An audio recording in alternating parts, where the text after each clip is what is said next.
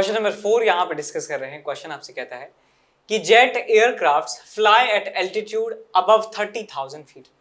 30,000 feet पर आप जानते हैं कि नॉर्मल जो जेट होते हैं वो उड़ते हैं, पैसेंजर जेट्स जो है इतनी ऊंचाई पर उड़ते हैं। The air is very cold at -40 degree Celsius and pressure is 0.28 atmosphere. तो ये बात भी साफ है कि एटमॉस्फेयर जो प्रेशर है वो हाइट के साथ घटता जाता है, तो वहां पर उस हाइट पर 0.28 एटमॉस्फेयर के बराबर प्रेशर है और टेम्परेचर है बाहर का -40 degree Celsius. The cabin is maintained eight 1 atmospheric pressure by means of a compressor which exchanges air from outside adiabatically. In order to have a comfortable cabin temperature of 25 degrees Celsius, we will require in addition. तो यहाँ सवाल को देखिए कि सवाल में दिया हुआ है कि एक कंप्रेशर है जिसका काम क्या है कि केबिन के अंदर प्रेशर को मेंटेन करना। हम अर्थ की सरफेस पर रहते हैं, हमें आदत है 1 एटमॉस्फेरिक प्रेशर की। हमारे शरीर के ऊपर 1 एटमॉस्फेरिक के बराबर प्रेशर लगता है बाहर से, एटमॉस्फेरिक एयर से, और हमारा शरीर के अंदर जो है वो भी जो बॉडी है, ब्लड है, वो भी 1 एटमॉस्फेरिक के प्रेशर के बराबर प्रेशर एक्सर्ट करता है। अंदर का प्रेशर बाहर का प्रेशर बराबर है तो हमारा पूरा शरीर जो है इक्विलिब्रियम में रहता है। लेकिन जब हम 30,000 फीट की हाइट पे होते हैं तो प्रेशर होता है बाहर का कम, तो बाहर का प्रेशर कम है, अंदर का प्रेशर ज़्यादा है। तो यदि हम बिना कंप्रेसर के एयरप्लेन में बैठे हैं तो हमारे शरीर जो है वहाँ अंदर से प्रेशर बहुत ज़्यादा हो जाएगा। और कभी कभी देखा भी जाता है कि इतनी हाइट पर यदि प्लेन में कंप्रेसर फेल हो जाता है तो नाक से खून बहने लगता है। उसका रीज़न यही है कि अंदर का प्रेशर तो उतना ही है 1 एटमॉस्फेरिक प्रेशर के बराबर, लेकिन बाहर का प्रेशर कम हो जाता है तो अंदर से फोर्स लगता है बहुत ही ज़्यादा अमाउंट का। ठीक है, तो ये कंप्रेशर जो प्रोसेस फॉलो करता है वो है एडियाबैटिक प्रोसेस, यानी कि बिना हीट का एक्सचेंज करे प्रेशर और वॉल्यूम जो दोनों साइड है वहां से कुछ ना कुछ चेंज करता है। टेम्परेचर और प्रेशर वॉल्यूम में सब जानते हैं। तो बाहर मैं ये कह सकता हूं पहली बात तो कि मेजॉरिटी जो है वो नाइट्रोजन है, डायटोमिक गैस है, ऑक्सीजन है। इसका मतलब ये एक डायटोमिक गैस जिसका टेम्परेचर 0.28 जिसका प्रेशर 0.28 एटमॉस्फेरिक प्रेशर के बराबर है, एटीएम के बराबर है, वहां से प्रेशर को चेंज करता है 1 एटीएम के बराबर प्रेशर कर देता है। बाहर का टेम्परेचर -40 डिग्री सेल्सियस, तो 273 -40 आप करेंगे तो आपको मिलेगा ये 233 केल्विन के बराबर, 233 केल्विन। तो गैस को, एयर को यदि बाहर से प्रेशर बढ़ा दिया जाता है तो मैं कह सकता हूं टेम्परेचर में भी कुछ ना कुछ असर पड़ रहा होगा। तो मैं मान लेता हूं यहाँ पे टेम्परेचर हो जाता है T के बराबर।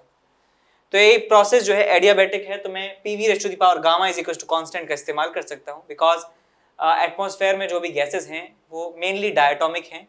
तो F की वैल्यू आपको 5 के बराबर पता है, तो गामा आपको मिल जाएगा, gamma is equal to 1 + 2 by F, तो आपको मिल जाएगा 1 + 2 by 5, so it will be 7/5 is equal to gamma.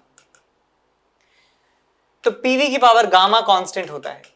यहाँ पे वॉल्यूम का कोई जिक्र नहीं है लेकिन टेम्परेचर का जिक्र है, तो वॉल्यूम को टेम्परेचर में कन्वर्ट कर सकता हूँ मानते हुए कि एक आइडियल गैस है। तो यहाँ पे लिखूंगा P, वॉल्यूम को लिखूंगा मैं nRT divided by P raise to the power gamma is equals to constant. So P raise to the power 1 - gamma और 1 - गामा और T raise to the power gamma जो है हमें कांस्टेंट मिलने वाला है। तो यहाँ से आप देख सकते हैं कि pressure 0.28 raise to the power 1 - gamma, ये आ जाएगा आपके पास -2/5, -2/5, 1 - गामा 1 + 2 बाय F 7/5, तो आ जाएगा मेरे पास 1 - 7/5, तो ये 2/5 के बराबर आपको मिलने वाला है। और यहाँ मिलेगा आपको टेम्परेचर विच इज 333, -40 का मतलब है 233 की पावर जो है हमें मिलती है 7/5 के बराबर।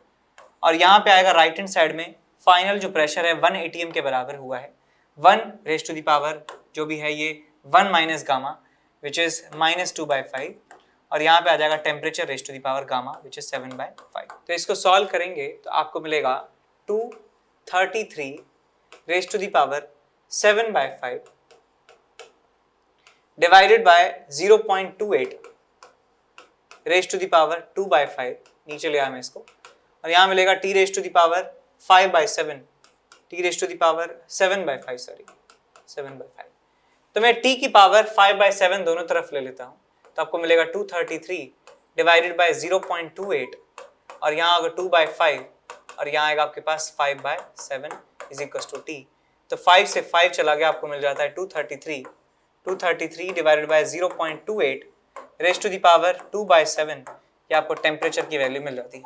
तो टेम्परेचर जो कैबिन का होगा, इस कंप्रेशर की मदद से जब ये कंप्रेस करेगा, जब ये एक्सपेंड करेगा गैस को, जब ये प्रेशर को बढ़ा देगा 0.28 से 1 atm के बराबर, तो इसका टेम्परेचर होने वाला है 233 by 0.28 raise to the power 2/7, और ये वैल्यू जो है अप्रॉक्सीमेटली आती है 336 केल्विन के बराबर, 336 केल्विन।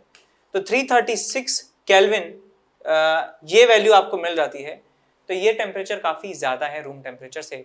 हमें नॉर्मल प्लेजेंट एक्सपीरियंस के लिए 25 डिग्री सेल्सियस या 298 केल्विन हमें टेम्परेचर चाहिए, लेकिन टेम्परेचर इस एयर का कंप्रेसर के द्वारा जो निकलती है वो 336 केल्विन के बराबर हो जाता है।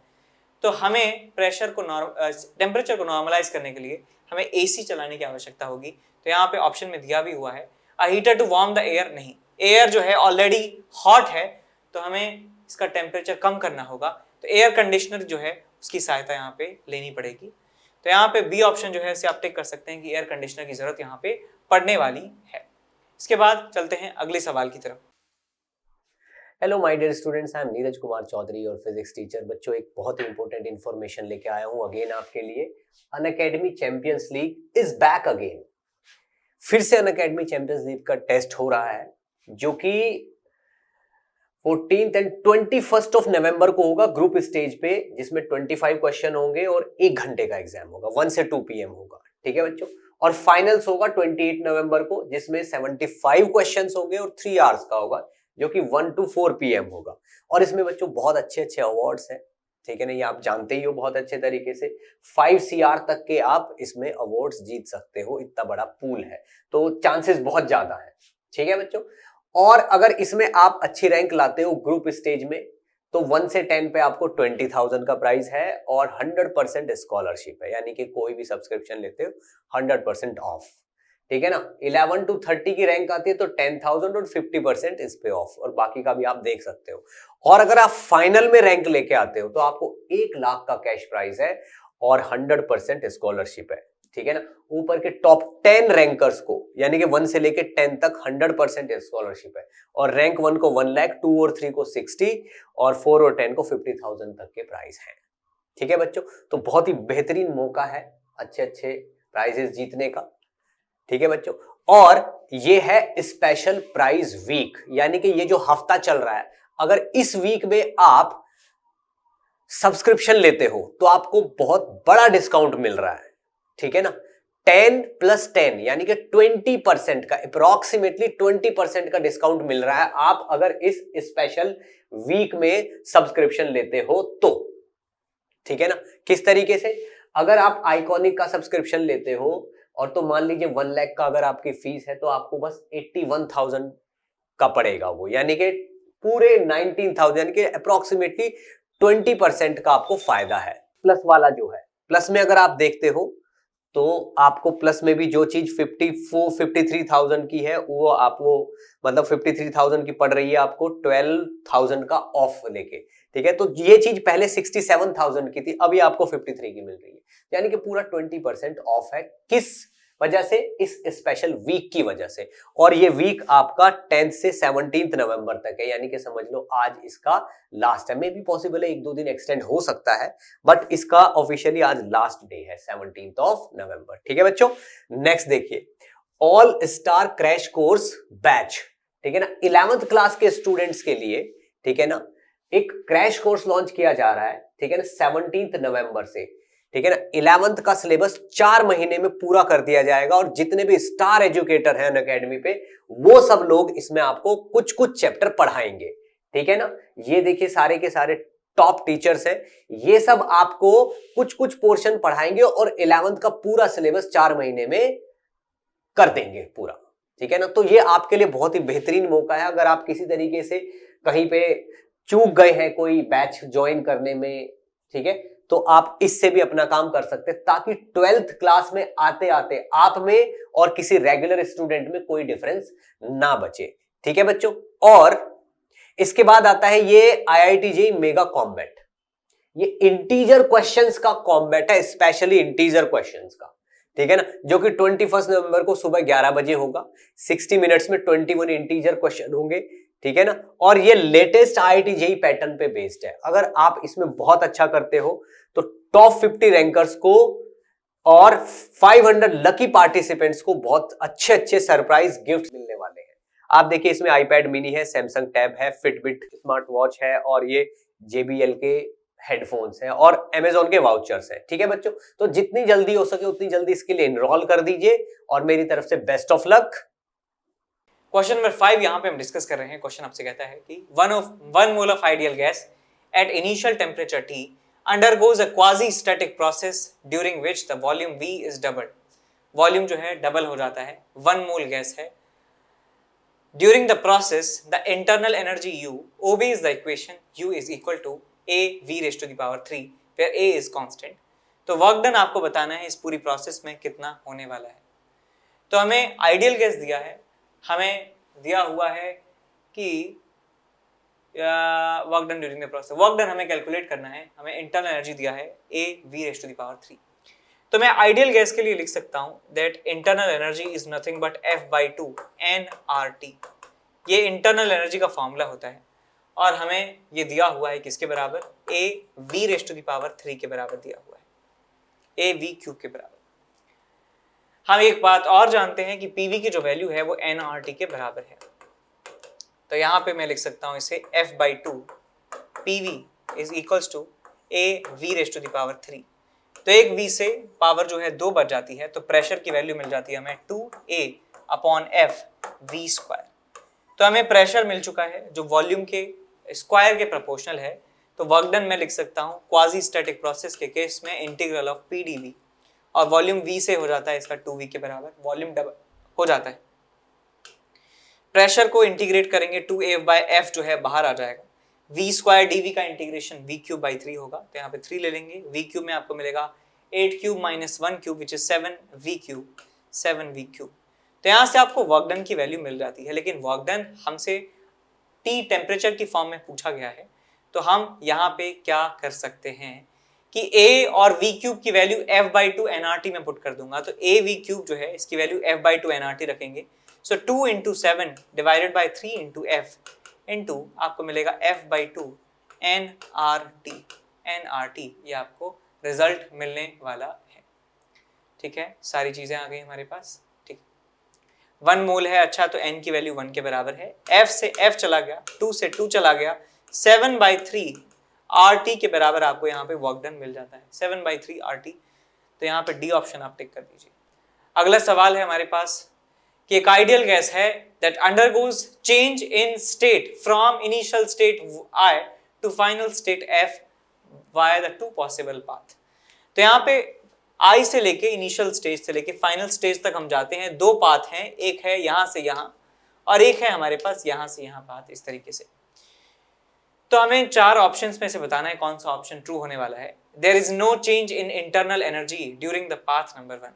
तो क्योंकि ये एक आइडियल गैस है, और आइडियल गैस में मैं लिख सकता हूं कि F/2 nR∆T हमारे पास होने वाला है इंटरनल एनर्जी में चेंज, क्योंकि जो प्रोसेस नंबर 1 है वहां पे प्रेशर कांस्टेंट रहा है, इसका मतलब ये एक आइसोबैरिक प्रोसेस है।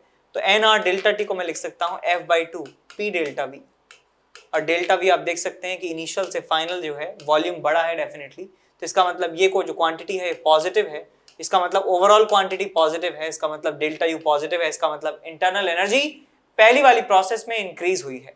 तो ये ऑप्शन जो है वो गलत है। Heat is not absorbed by the gas in both path. तो पहले पाथ दूसरे पाथ की यदि बात करूं तो Q की जो वैल्यू है होने वाली है nCp∆T। तो यहां से मैं लिख सकता हूं इसे 1 + F/2 nR∆T लिख सकता हूं इसे, और nR∆T को लिख सकता हूं P∆V, और P∆V ऑलरेडी देख चुके हैं प्रोसेस नंबर 1 में। प्रोसेस नंबर 1 में जो पॉजिटिव है इसका मतलब ये भी क्वांटिटी जो है पॉजिटिव हमें मिलने वाली है। इसका मतलब Q1 इज नॉन जीरो, तो ये वाला ऑप्शन तो ऑलरेडी गलत हो चुका है, दूसरे में चेक करने की जरूरत ही नहीं है। तीसरा पार्ट आपसे कहता है कि temperature of the gas first increases then decreases for path number 2। Path number 2 की बात करें, ये वाला जो पाथ है, यहाँ पे टेम्परेचर पहले कह रहे हैं कि ये बढ़ता है और फिर घटता है।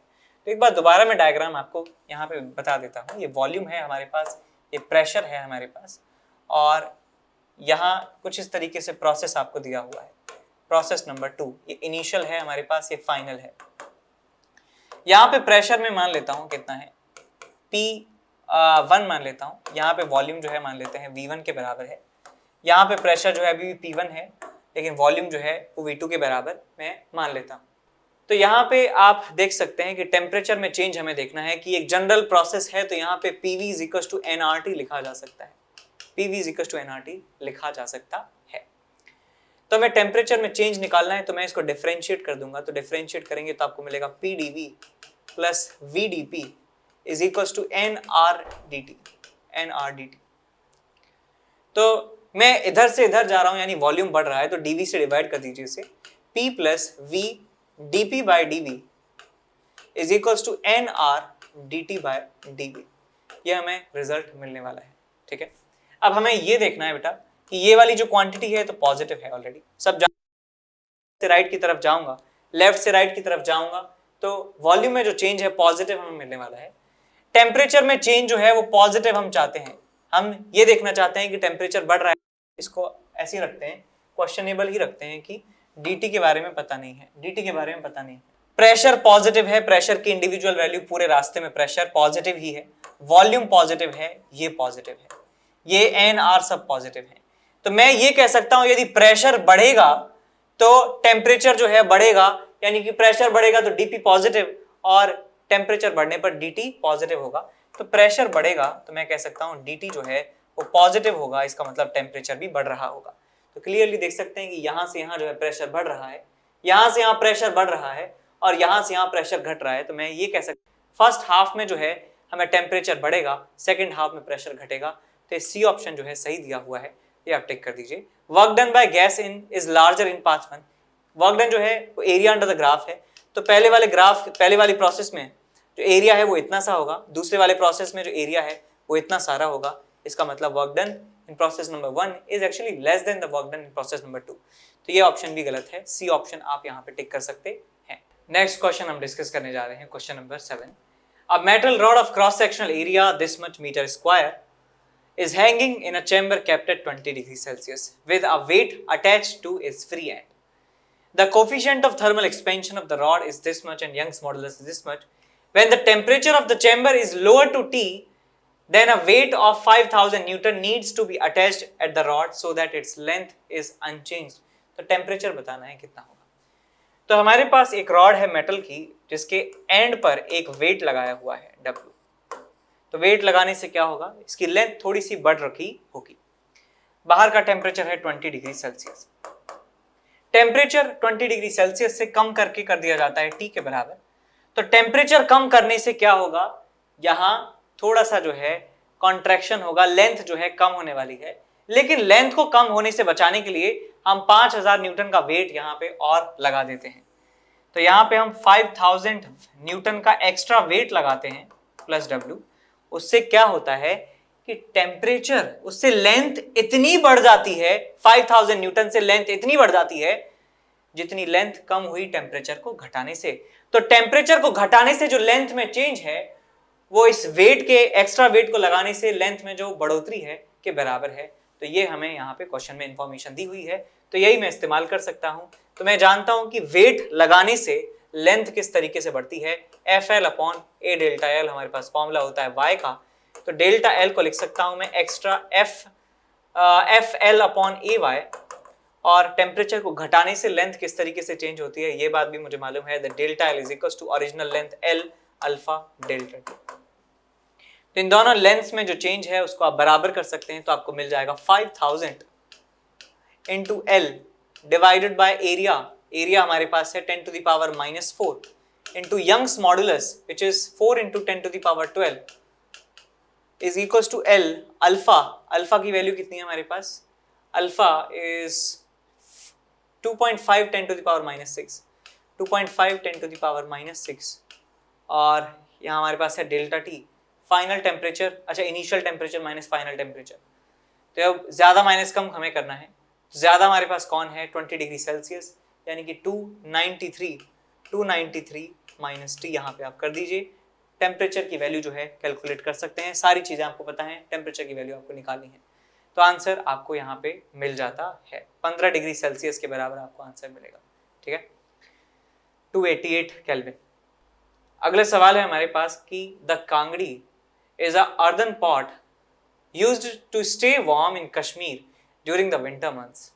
Assume that the Kangri is spherical and surface area is this much meter square. It contains this much fuel with calorific value 30 kilojoule per gram and provides heat with 10% efficiency.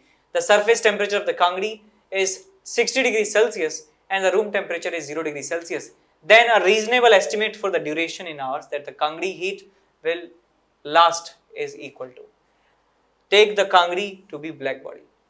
तो हमारे पास एक ब्लैक बॉडी है, हमारे पास एक black body है कुछ इस तरीके से, और ब्लैक बॉडी के अंदर एक फ्यूल जलाया जाता है, ठीक है, फ्यूल जलाया जाता है, इसके अंदर फ्यूल भरा होता है।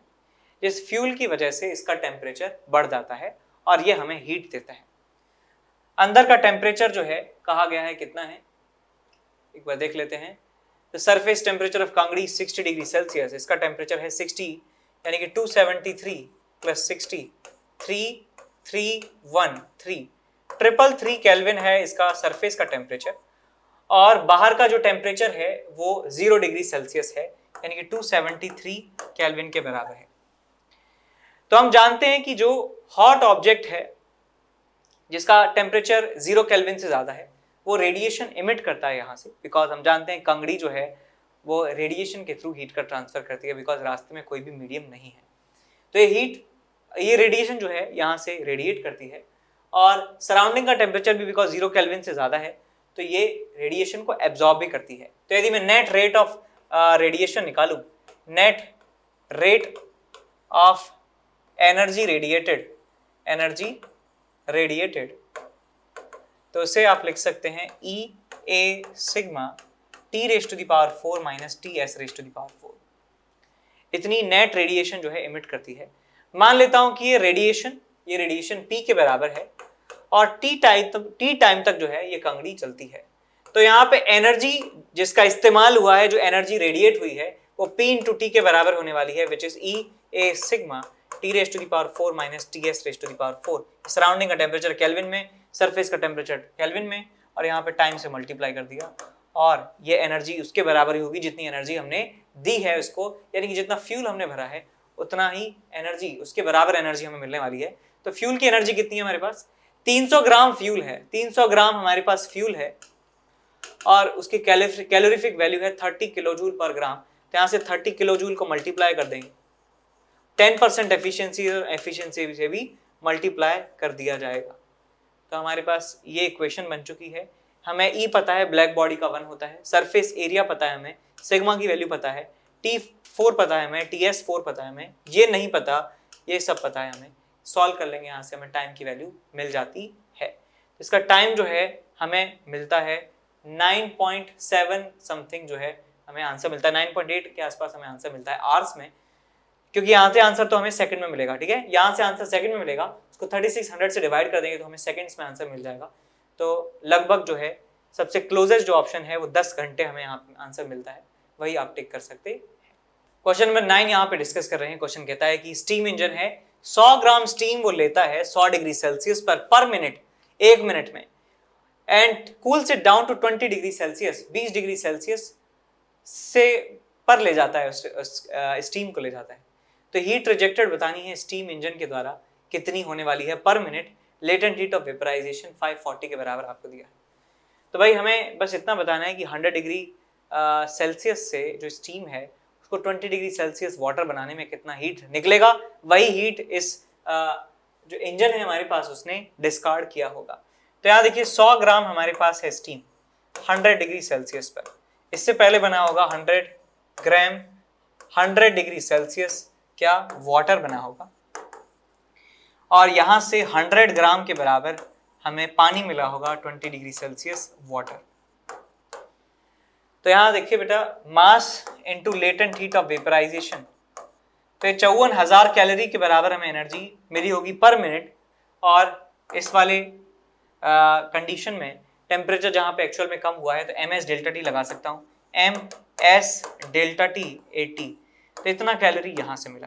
तो 54,000 यहाँ से आपको कैलोरी मिल रहा है प्लस 8,000 कैलोरी यहाँ से आपको मिल रहा है, तो 54 और 8 कितना हो गया, 62,000 कैलोरी जो है लूज हो चुकी हैं। और वो लॉस जो है किसके नाम जाएगा, ये लॉस जाएगा स्टीम इंजन के नाम। इस इंजन ने इतना हीट डिस्कार्ड कर दिया है, तो हमारा आंसर हमें मिल जाता है 62,000 कैलोरी। आप देख सकते हैं कौन सा ऑप्शन सही आ जाएगा, 6.2 × 10⁴, यानी कि ए ऑप्शन जो है उसे आप टिक कर सकते हैं।